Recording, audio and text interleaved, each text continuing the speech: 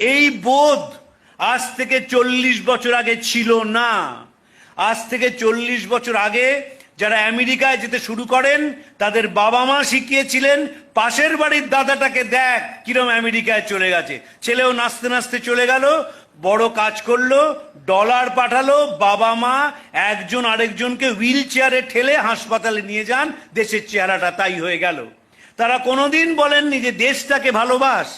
যারা বিদেশে যান তাদের 5% পৃথিবীর উপকার করেন, যারা নানা রকম এক্সপেরিমেন্ট করেন, ল্যাবরেটরিতে কাজ করে দিতে, আর বাকি সব চাকরিটা এদেশেও করতে পারতেন, তাতে পৃথিবীর কিছু এসে যায় না। কিছু ডলার উপার্জন করেন ওদেশে এবং এদেশে এসে এমন একটা ভাব করেন যেন তাদের বিশেষ খাতিরের প্রয়োজন রয়েছে, যেহেতু অন্য একটা দেশে চাকরি করেন মাত্র, আর কিছু মানবতার কোনো কাজ করেন না। এ বিবেকানন্দ নয় যে ভারতবর্ষের দর্শনকে, ভারতবর্ষের মানুষকে, ভারতবর্ষের ইতিহাসকে প্রচার করে দিচ্ছেন। যারা দেখবেন রুথ হ্যারিসের বই গুরু টু দ্য ওয়ার্ল্ড পড়েছেন তাদের 80% বিদেশি। মনে রাখতে হবে স্বামী সর্বপ্রিয়ানন্দজি যখন হাঁটেন সেন্ট্রাল পার্কে তার সঙ্গে রেজিস্ট্রেশন করতে হয় এবং তিনি 1 ঘন্টা হাঁটেন, সাহেব মেমরা বেদান্ত শোনে, কারণ তারা বুঝেছে বেদান্তদের জীবন পাল্টাতে পারে। আমার মাস্টারমশাই অরিন্দম চক্রবর্তী, তিনি তো থাকেন আমেরিকাতে, সেখানে বলছেন তরুণ তরুণীরা এসে কিভাবে বেদান্তের কথা শুনছে। এখানে একটু বেদান্তের কথা বলুন। স্বামীজি অসাধারণ কথা বলেছিলেন মহেন্দ্রনাথকে, লন্ডনে বিবেকানন্দে পড়বেন, যে দেশে যখন মানুষের জাগরণের কথা বললাম তখন সবাই হাসলো, তাই ভাবলাম স্বাধীন দেশে কথা বলি। বলেছিলেন এমন বেদান্ত বলে যাব যে এদেশের মানুষ মনে রাখবে, মনে রেখেছে, এবং দেখবেন ওরা ঝপঝপ করে পাল্টে যাবে।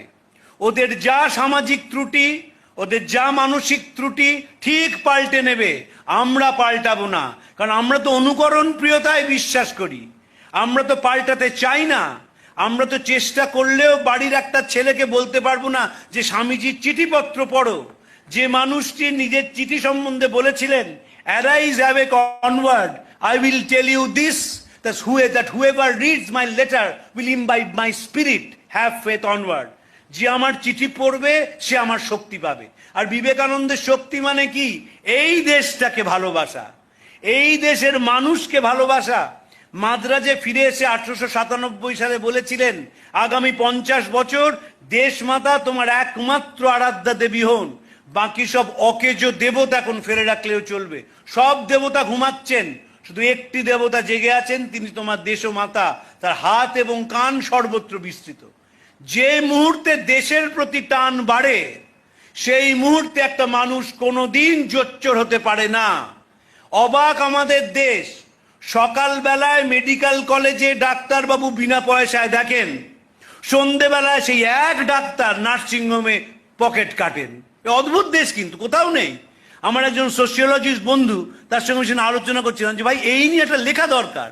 মেডিকেল কলেজে সকালবেলায় বিনা পয়সায় দেখছেন, তার অন্যরকম কথা। সেই লোকটাই যখন নার্সিংহোমে বিকেলে চলে এলেন, পাল্টে গেলেন পুরো। এই যে পাল্টাচ্ছেন না, আমি এত কাছ থেকে ওপরের তলার মানুষকে দেখেছি, কি যন্ত্রণা, কি যন্ত্রণা ভাবা যায় না।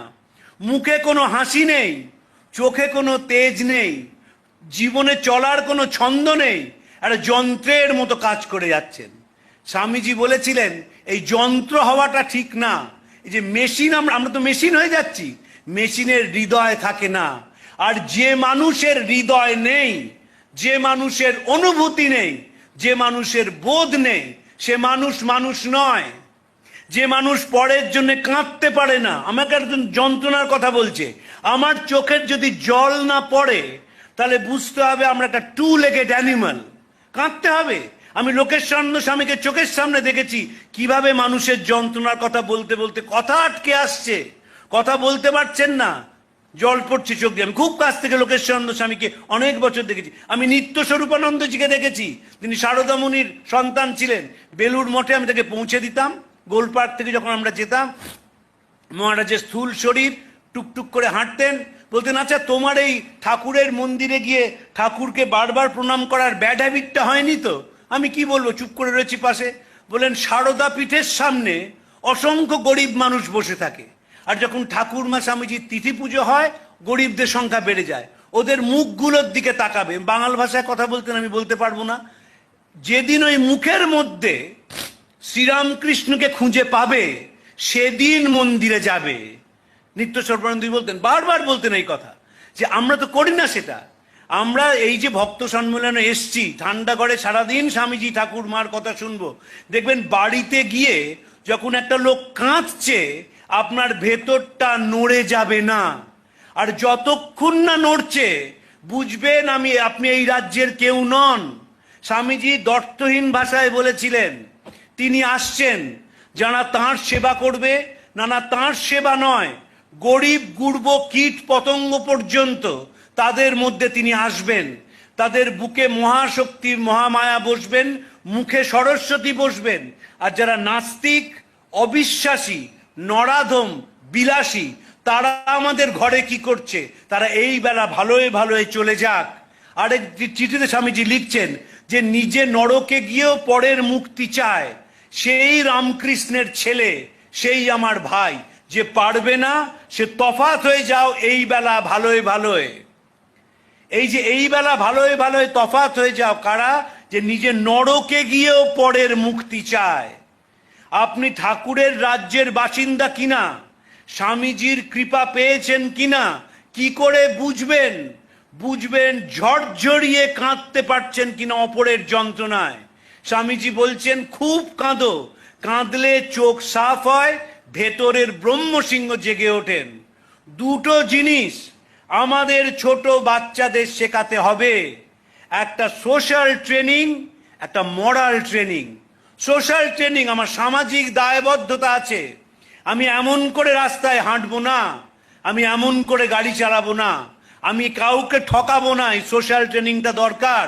আর মরাল ট্রেনিং, কোনটা গ্রহণ করব, কোনটা বর্জন করব, সে সম্বন্ধে একটা পরিষ্কার ধারণা। আমাদের শাস্ত্রে আছে নিত্যানিত্য বস্তু বিবেক। এই পরিষ্কার ধারণা কোনটা নেব আর নেব না যদি আমরা করতে পারি, তাহলে এই দেশ কয়েক বছরের মধ্যে পৃথিবীর শ্রেষ্ঠ দেশ হয়ে উঠবে। এই সোশ্যাল ট্রেনিং আর মরাল ট্রেনিং যদি আমরা আমাদের উত্তরসূরিদের দিতে পারি, স্বামীজি বিশ্বাস করেছেন ভারতবর্ষ আবার জাগবে, জড়ের শক্তিতে নয়, চৈতন্যের শক্তিতে, বিনাশের ধ্বংস পতাকা নিয়ে নয়, প্রেমের পতাকা নিয়ে। শুধু একটি অনুরোধ করে আজকে আমি আমার বক্তব্য শেষ করছি, নিজেরা স্বামীজি পড়ুন, যেমন রোজ দাঁত মাজেন সেইভাবে চিঠিপত্র পড়ুন, শুরু করুন চিঠিপত্র দিয়ে, তারপর স্বামী শিষ্য সংবাদ, তারপর চারখানা স্বামীজির নিজের লেখা বই। কারোর ইন্টারপ্রিটেশন পড়তে হবে না। বিবেকানন্দের ওপর শত শত বই আছে, কিচ্ছু পড়বেন না, স্বামীজির অরিজিনাল কথা পড়ুন। দেখবেন যদিও অরিজিনাল কথা হেভিলি এডিটেড, কিন্তু যতটুকুনি আছে সেটা পড়েই আমাদের তাক লেগে যেতে হয়। এবং যে মুহূর্তে নিজে পড়বেন বাড়ির সবাইকে পড়ান। যারা কম বয়সী, বেড সাইড স্টোরিজ আজকাল অনেকে বাচ্চাদের পড়ে শোনায়, সেইখানে স্বামীজির গল্প বলুন, দেখবেন জীবনটা আস্তে আস্তে পরিবর্তন হচ্ছে। আর যেই পরিবর্তন হবে, একটি মানুষ এফেক্টিভ অ্যান্ড ইউজফুল ইন্ডিভিজুয়াল হয়ে উঠবে। 140 কোটি দেশ, এত মেধা, এত বুদ্ধি এ পৃথিবীতে বিরল। এর সঙ্গে যদি হৃদয়কে যোগ করে দেওয়া যায়, তাহলে স্বামীজি যে স্বপ্নের ভারতের কথা ভেবেছেন, স্বামীজি যে স্বপ্নের ভারতের কথা বলেছেন একটা জীবন এক্সপেরিমেন্ট করে যাক, সেই ভারতবর্ষ আমরা পাবো, যেখানে মানুষ সারা পৃথিবীকে পথ দেখাবে যে কিভাবে এগিয়ে যেতে হয়, কিভাবে মনে শান্তি পেয়ে আনন্দে জীবন কাটাতে হয়। পূজনীয় মহারাজের প্রণাম জানিয়ে, আপনাদের নমস্কার জানিয়ে আমার বক্তব্য শেষ করছি।